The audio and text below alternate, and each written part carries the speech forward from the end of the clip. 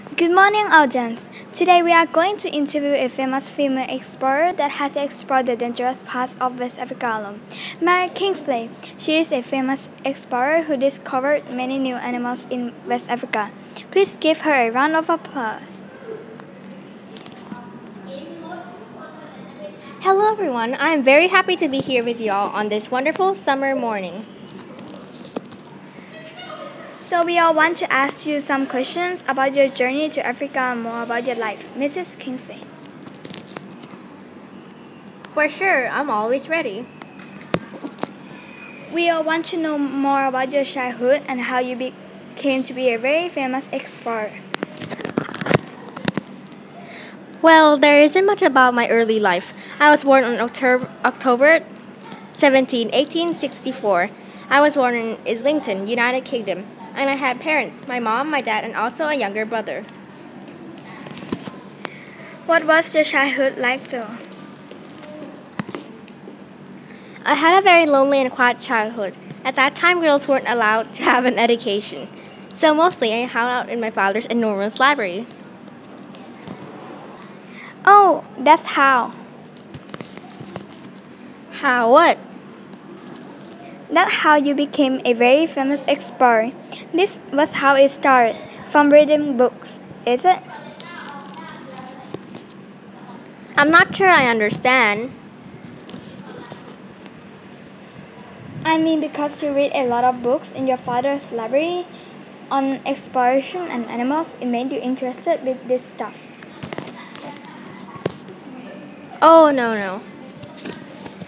Then how did you become a very famous explorer? Weren't you interested in books?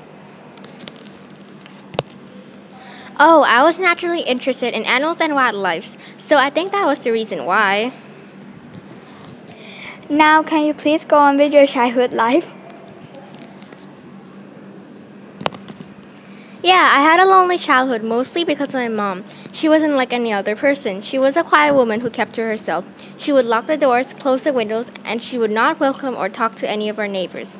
So I didn't have that many friends. And well, I had to help her with chores, like what all girls have to do. Sounds very sad. So you didn't go to school at all? Not really. I still had an education, but not a proper one. It wasn't so good. I learned little, not much, but I took German classes when I was young. And how do you feel about that? Well, I was pretty sad because my younger brother, Charlie, got a very good education at a very good school. My father spent a lot more money for my brother's education than he did for me, and he would treat my brother way better than me. If you can have an education, what would you want to learn? I would take science or math since I feel very interested in both of those subjects. What happened to your mom? Oh, my mom was ill. She was very sick and had to stay in bed. Instead of feeling sad, my father was happy because it kept me busy and I had to take care of my mom.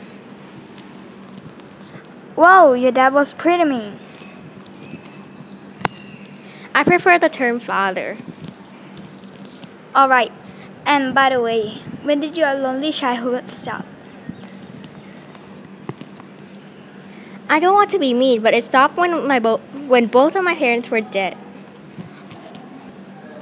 Sorry, but how did your dad die? Father, please.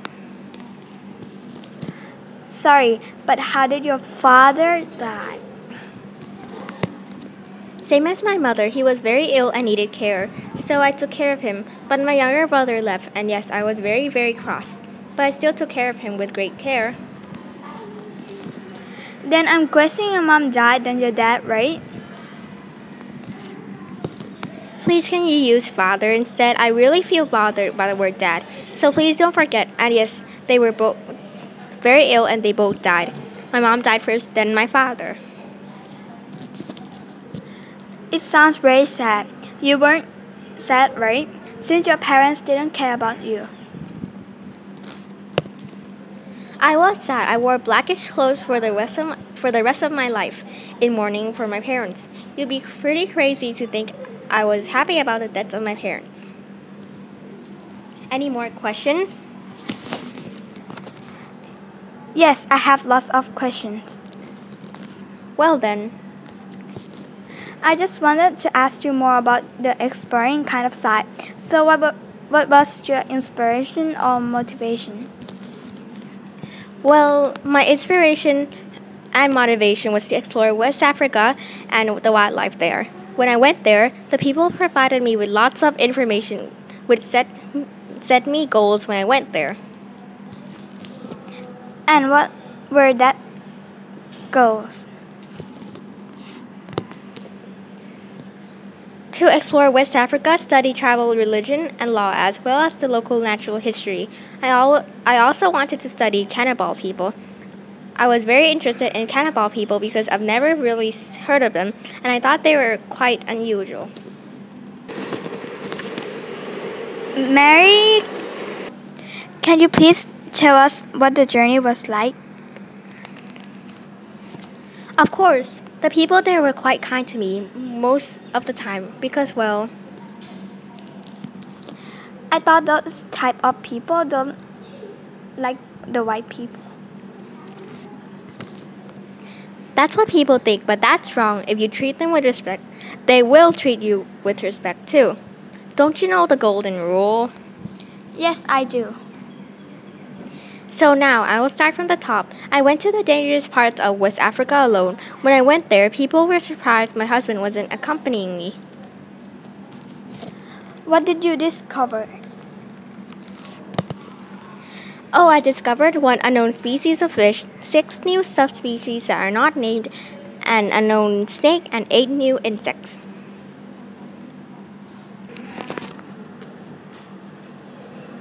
But your discovery of these animals were pretty famous. Mary, who did you meet along the way? Did you meet anyone? Well, I just met ships, captains, and traders who did business with tribes from West Africa. I also met the local people there, obviously. How did the local people there treat you? Mary? Oh, I was treated very nicely by the local people, mostly because I was nice to them. They all welcomed me. The local people also taught me skills to survive and gave me a lot of advice. What kind of advice did they give to you? Well, they just taught me how to heal and help myself when I get injured, and how to identify poisonous plants and learn which ones are safe to eat. And after exploring West Africa, you went back to England, right? Yep, I did. And how were you treated by the people when you returned to your own country? When I returned to England, a lot of people wanted to interview me. Many people wrote papers about my journey too, but the bad thing was that, well, I got a little upset. Why? Why were you upset when you read the papers? It's because, well, in the papers they described me as the new woman, and I didn't like that name they gave me. It's pretty offensive for me.